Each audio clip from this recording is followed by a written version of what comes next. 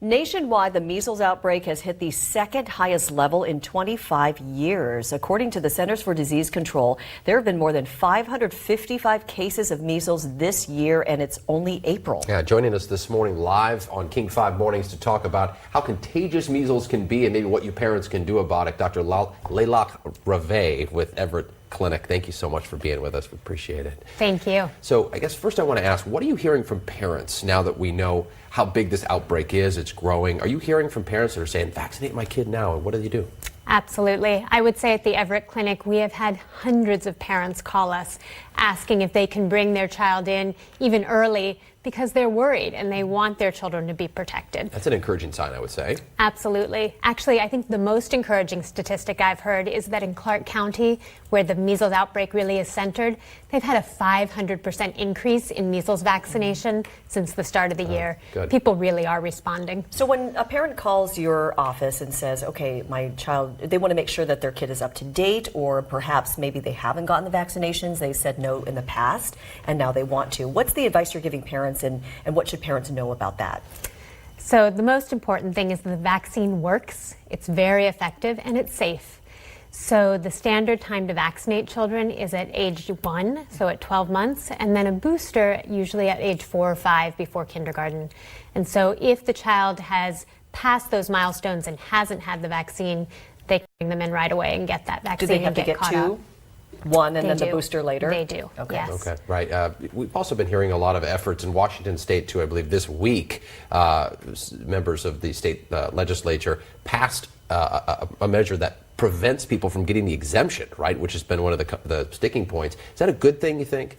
I do. So the legislation that passed in the Senate this week would get rid of the personal philosophical exemption for the MMR vaccine, essentially meaning that if your child is going to go to public school, you need to have your child protected so that those around the child also get that protection. Let's talk about the measles and why it's so contagious and why it's so important to be vaccinated.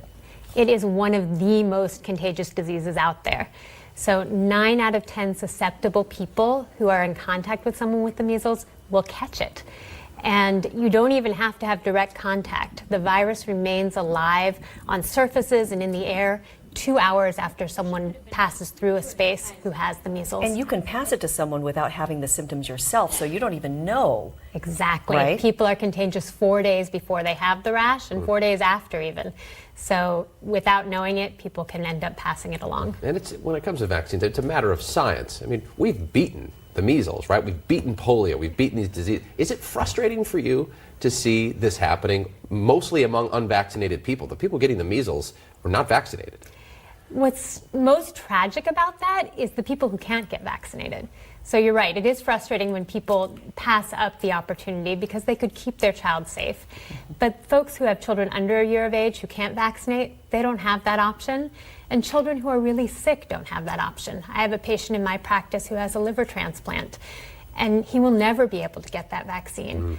And he's now old enough that he's going into school and potentially really is in danger. Oh, wow. At no fault of his own. He just has that condition and needs to be able to be protected. Well, there are 73 measles cases in Clark County, 1 in King County, and that number will continue to grow if people don't get vaccinated. That's the message, right? Unfortunately, it might. So we really need to protect our community and our kids. Dr. Lelach Rave with Everett Clinic, thanks so much for being with us. Appreciate it. you. Always good. We got to keep this issue in the forefront. Absolutely. Appreciate your time. 7:49 is the time right now. We're back with a look at weather and traffic and much more news after this break.